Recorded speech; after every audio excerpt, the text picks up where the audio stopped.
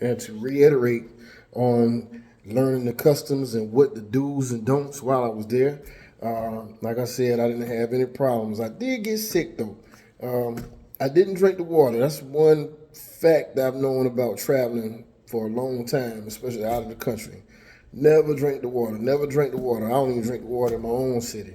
But anyway, somehow I ended up getting sick, uh, getting a stomach bug. Man, that stomach bug, uh, that's the first time I've had it, and I think it's the last. I've never had it again.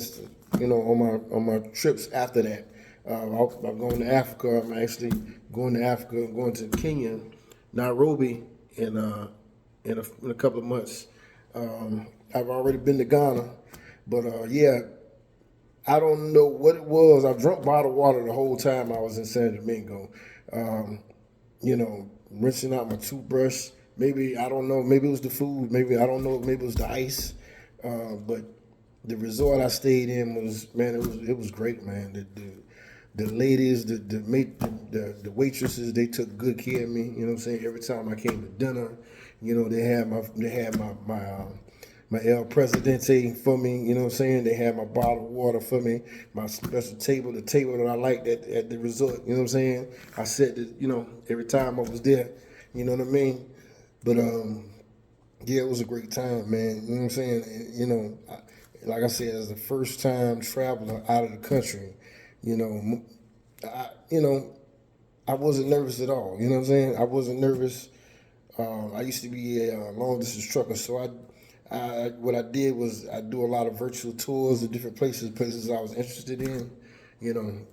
So I watch videos while I'm driving all day long and try to educate myself on customs, places to go, things to see, hidden attractions, what I'm saying, that might not be on your regular tour schedules, you know what I'm saying? I love to get out and meet the people. I love to talk to the actual people that live there, you know what I'm saying, to get a sense and get a feel of community, how they feel about their community, the pride that they take in their community, you know what I'm saying, and the love they have for their people. So I want to share that, I want to share in the love they have for their culture so I can get a sense on, what it is, Basically, I'm looking for my permanent home one day. Hopefully retire in a few years, you know what I'm saying? So I'm checking out different places. I'm gonna be checking out different countries and see exactly where I want to be. You know what I'm saying? I was on my way to Thailand. I was on my way to Thailand this time, but I try to keep up with the news, what's going on, what's happening in Thailand. Thailand got a lot going on right now.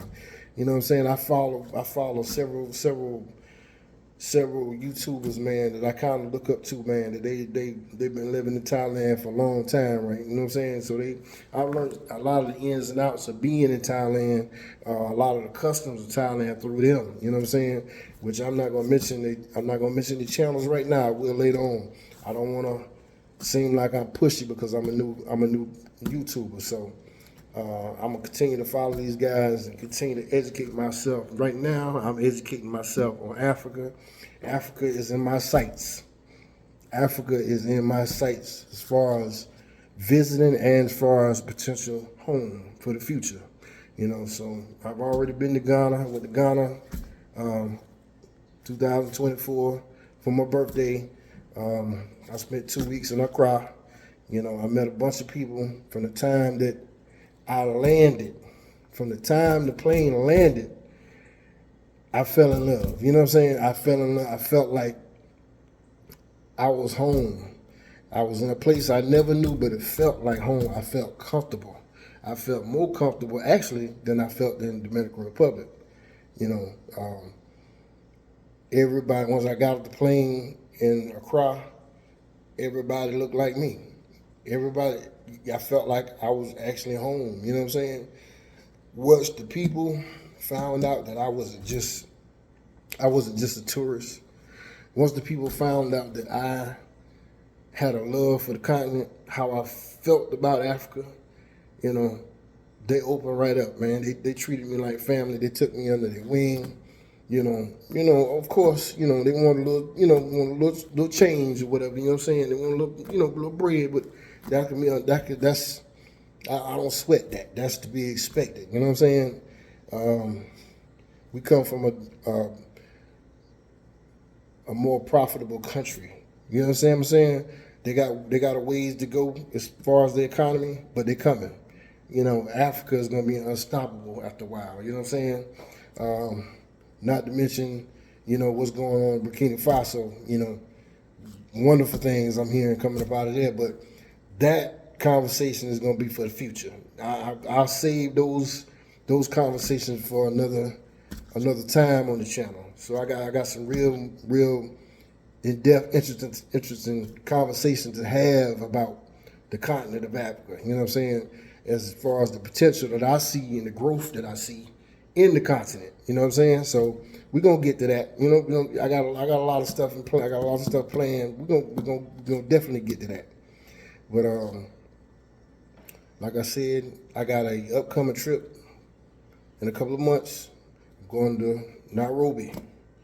I've been following several brothers that's already out there for quite some time, and they've been saying good things about Nairobi, man. I can't wait to get there, man. I'm so excited. I am so excited. Like I said, the continent feels like home. I'm hoping that Nairobi feels just like I had a feeling for Ghana when I first landed. And I'm pretty sure I will. You know what I'm saying? From what I've heard, some beautiful people, some beautiful culture, and like I said, I'm excited to go. So stay tuned. We got some great things, some great conversations on the way. You on the right channel. You picked the right guy. We're gonna make this happen. We're gonna have fun, and I hope you guys join me. Till then, peace.